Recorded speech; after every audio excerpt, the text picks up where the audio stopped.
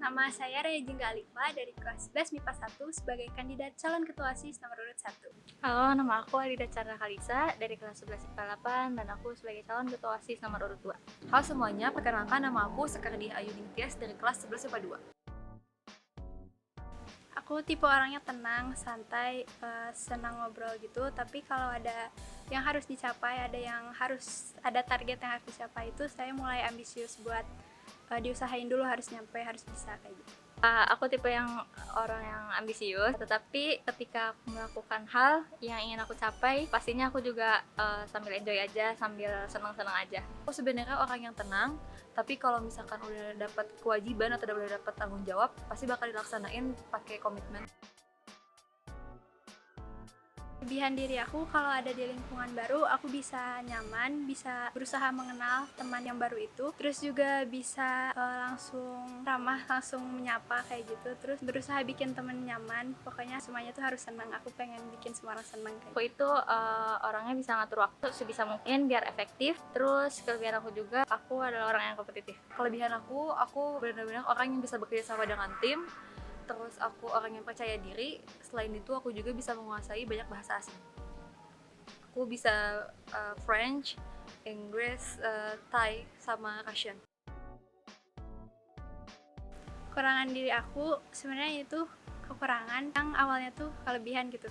Jadi aku tuh sebelum kenal sama organisasi di SMP, di SMA juga mulai aktif organisasi lagi. Aku tuh selalu mikirnya yang positif, aku tuh gak mau tahu masalah, aku pengen mikirnya tuh yang bagus-bagusnya aja. Tapi sebenarnya itu bagus kan, bisa meningkatkan optimis. Cuman kalau karena itu sebenarnya masalah tuh nggak apa-apa, soalnya kan kita bisa menyelesaikannya, kita punya solusi. Jadi ada masalah itu gak apa-apa asal bisa nyelesain masalah itu. Kekurangan aku, kadang rasa kompetitifnya aku itu terlalu berlebihan sehingga aku jarang mengapresiasi hal yang dicapai orang lain. Kekurangan aku orangnya gak sabaran dan juga berantakan.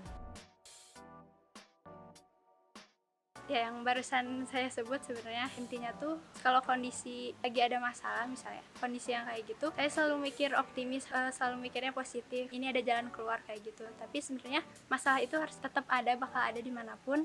Yang penting kita harus bisa nyari solusinya. Sebenarnya tadi udah disebutkan kalau misalnya aku itu orang kompetitif, itu juga bisa membuat aku saing di dunia sekolah maupun di luar sekolah. Tetapi hal tersebut bisa jadi bahaya kalau misalnya nggak ada pengendalian diri. Terlalu fokus sampai ke detail, jadi terlalu perfeksionis itu menurut aku bisa jadi kekurangan juga buat diri kita sendiri. Catatan lain kalau dari Alida, jadi Alida tuh gak kenal waktu, gak kenal ruang gitu. Dia bisa ngelakuin segalanya dimanapun, mau di jalan, mau di mobil, mau di mana juga, dia tetap berusaha buat nyelesain kayak gitu. Kalau dari Sekar, aku pengen bisa ngomongnya tuh meyakinkan banget. Jadi kalau Sekar ngomong, kita bisa percaya gitu, kita bisa yakin Sekar tuh bisa ngelakuin kayak gitu. Kalau misalnya dari nomor urut 1, Jingga, itu aku pengen kayak Jingga karena dia itu ramah, bisa gapai semua orang. Terus kalau misalnya dari Sekar, kalau menurut aku Sekar itu pemikirannya efektif, jadi kayak cari solusinya itu nggak buang-buang waktu, nggak buang-buang tenaga kalau menurut aku. Mungkin yang pertama dari nomor urut 1, pastinya Jingga itu orang yang benar-benar berpikir positif sama semua hal. Benar-benar semua hal tuh ditanggepinnya dengan hal-hal yang positif. Terus kalau dari Alida tuh orangnya tekun banget dan juga rajin banget kalau menurut aku. Dari sekolah online sebenarnya bisa dekat sama keluarga juga, bisa sebenarnya bagi waktunya lebih gampang karena kan kalau offline tuh harus pindah tempat, butuh waktu. Kalau online itu bisa langsung saat itu juga, misalnya di meja makan bisa mengerjakan dua hal tuh dalam waktu yang berdekatan, misalnya jarak 5 menit bisa dikerjain dua-duanya. Yang disukai dari sekolah online itu sebenarnya kita jadi punya waktu banyak bersama keluarga, terus kita juga bisa punya banyak waktu untuk ngembangin potensi diri. Soalnya jika sekolah offline itu kita mempunyai sedikit waktu me time atau waktu sendiri, dan juga kita juga jadi tahu lingkungan sekitar rumah, karena kalau offline juga kita hampir seharian di sekolah. Tentunya kalau sekolah online kita gak perlu persiapan yang benar-benar kayak harus bangun pagi banget buat berangkat ke sekolah, terus gak perlu persiapan yang benar-benar harus seragam full sampai kaos kaki dan lainnya. Tapi kalau misalkan dari kelebihannya itu, kalau dari aku pribadi lebih enak aja, karena kalau sekolah online kan kadang suka ada gue yang ngasih video pembelajaran. Nah, video itu tuh bisa kita ulang-ulang buat lebih mengerti pembelajarannya.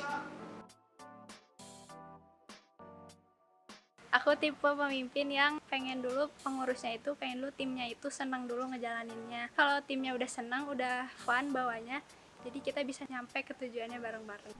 Kalau aku tipe pemimpin yang jadikan anggotanya itu enjoy, karena kesuksesan itu bukan kunci dari kebahagiaan, tapi kebahagiaan itu pasti adalah kunci dari kesuksesan. Jadi kalau misalnya semuanya sudah enjoy, bahagia, nyantai, itu pasti akan tercapai tujuannya. Kalau aku pribadi, selain kelebihan yang udah aku sebutin, aku juga tuh punya sifat interpersonal. Nah di sini tuh aku pengen kalau aku jadi pemimpin, aku tuh pemimpin yang bisa ngerangkul semuanya. Nah maksud aku ada kelebihan interpersonal, jadi aku bisa ngedengerin semua aspirasi dan juga semua suara dari semua anggota-anggota aku. OSIS itu menurut aku organisasi, dari pengertiannya dulu kan organisasi siswa intrasekolah, berarti organisasi yang bergerak di kehidupan di dalam sekolahnya itu sendiri, mulai dari siswanya, fokusnya sebenarnya ke siswanya gitu ya, tapi kita juga harus ada komunikasi sama guru, sama pihak-pihak kayak Caraka, Satpam, terus kita juga ngobrol sama eksternal biar ngembangin lagi, jadi organisasi yang mengelola semuanya gitu. Kalau menurut aku, OSIS itu adalah sebuah organisasi yang menampung aspirasi dan mewujudkannya, tetapi OSIS itu sebenarnya menurut aku itu nggak terlalu formal atau yang harus diutamakan juga. OSIS itu sebenarnya tempat untuk kita saling cerita atau saling berinteraksi juga, nggak melulu mengenai gawe atau ngelakuin suatu pekerjaan. OSIS itu kata aku merupakan organisasi di sekolah yang pasti tujuannya itu buat meningkatkan mutu sekolah dan merupakan penghubung juga antara siswa dan juga guru. Mie kuah atau mie goreng? Goreng. Mie kuah. Goreng. Sering rakor dengan durasi cepat atau sekali rakor durasinya panjang? Sering rakor durasi cepat. Durasi cepat. Kali rakor panjang. Pasta atau pizza? Pizza. Pizza. Pizza. Ngerjain tugas secepatnya atau mepet deadline? Cepatnya, pengen beres. Ngerjain tugas secepatnya. Mepet deadline. Horor atau komedi? Komedi. Komedi. Horor. Oke, kita lanjut ke pertanyaan wawancara. Oke, saya pengen jadi ketua OSIS karena ingin mengembangkan potensi yang saya punya, kemampuan berorganisasi saya yang sudah saya latih sejak SD, SMP, pengen saya kembangin lagi, pengen saya manfaatkan untuk mengembangkan SMA Negeri 3 Bandung ini jadi sekolah yang semakin baik lagi, semakin bagus lagi. Kenapa aku ingin jadi ketua OSIS? Sebenarnya jadi ketua OSIS itu nggak gampang, atau misalnya tanggung jawabnya itu gede.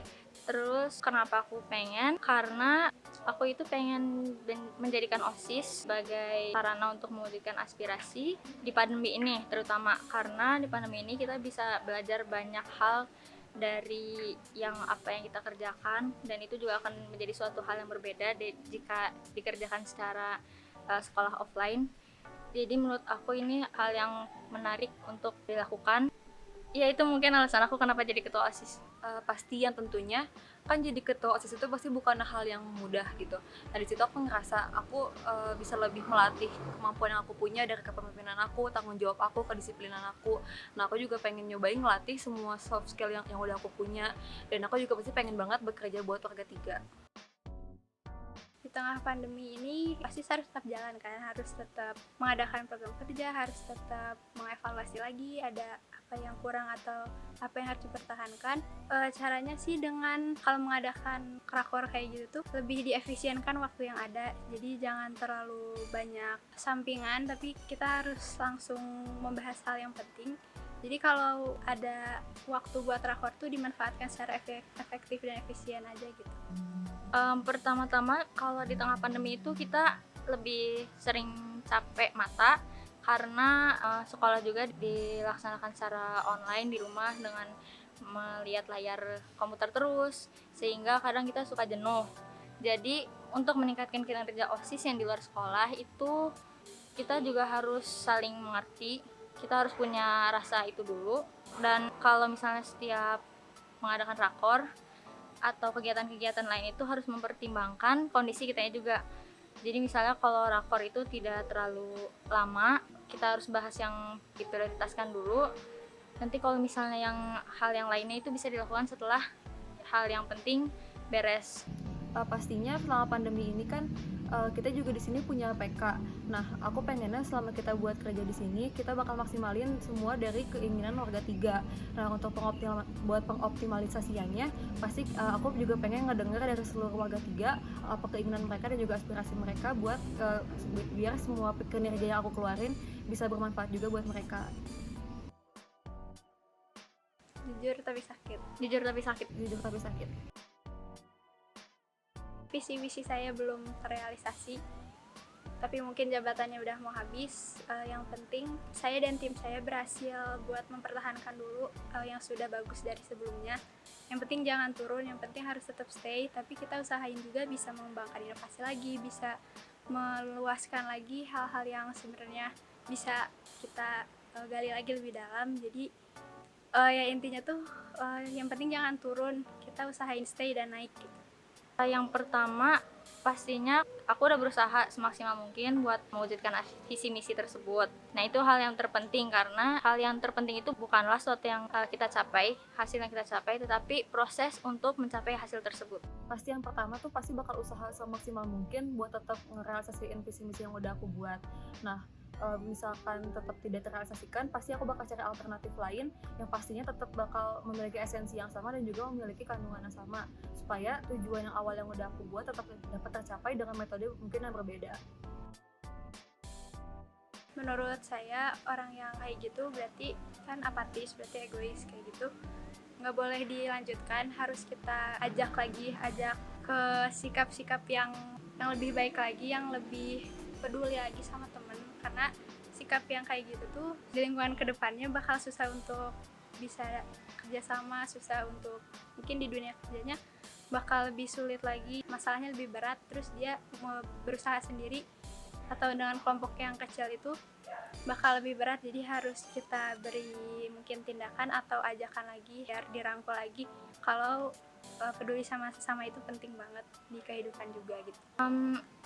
Sebenarnya orang yang mementingkan diri sendiri itu dia bisa melakukan itu karena dia fondasi rasa saling pedulinya itu masih kurang, kesadarannya itu masih kurang, dan mungkin juga karena faktor dari dirinya yang membuat dia itu menjadi mementingkan diri sendiri atau istilahnya egois. Nah, untuk yang bagaimana kita menghadapi orang tersebut, kita juga harus tetap mengingatkannya, tetap melakukan interaksi dengannya, jangan malah dijauhin, karena itu akan membuatnya berpikir bahwa dia itu nggak apa-apa gitu mementingkan diri sendiri. Mungkin buat orang-orang yang gitu dapat kita sebut juga orang-orang yang apatis atau juga egois. Nah, di sini tuh yang kita lakuin bukan langsung ngejauhin atau kita langsung menganggap gimana, tapi pasti juga harus tahu alasannya kenapa mereka tuh kayak gitu. Pasti ada alasannya mengapa mereka lebih mementingkan kepentingan pribadi atau kelompok tertentu. Jadi pasti yang pertama dilakuin dan pasti yang bakal dioptimalisasi itu pasti kita bakal ngerangkul orang tersebut. Quick question, bawa bekal sendiri atau makan di kantin? Bawa bekal sendiri. Bawa bekal sendiri. Bawa bekal sendiri. Sebutkan 3 kata yang menunjukkan sifat kamu. 3 kata: ceria, optimis, ramah. Ambisi, kompetitif, dan totalitas. Menurut aku pasti yang ceria, pemberani, percaya diri. Hujanan atau kepanasan? Kehujanan. Kehujanan. Kehujanan. Lebih suka gunung atau pantai? Pantai. Gunung. Pantai. Pertanyaan terakhir, kesan-pesan untuk warga 3. Kesan-pesan buat warga 3, mari kita satukan niat, inovasi, dan potensi untuk warga 3 yang semakin berprestasi di tengah pandemi. Karena bersatu itu kita kuat, bersama kita hebat. Semangat aja buat warga 3, soalnya sebentar lagi juga kita bakal pembelajaran tatap muka. Dijaga aja kebudayaan 3-nya, yaitu 7S atau HKS. Jangan sampai budaya tersebut memudar dengan kondisi apapun. Kita sebagai warga 3 harus siap menghadapi berbagai situasi yang kita tidak inginkan. Pastinya kita harus tetap semangat juga walaupun kondisi kita sekarang online, semuanya online, dan perlu diingat juga kita bentar lagi juga bakal temuan tatap muka. Jadi tetap harus dijaga semangatnya, kesehatannya juga, stay healthy, stay happy, and keep hydrated.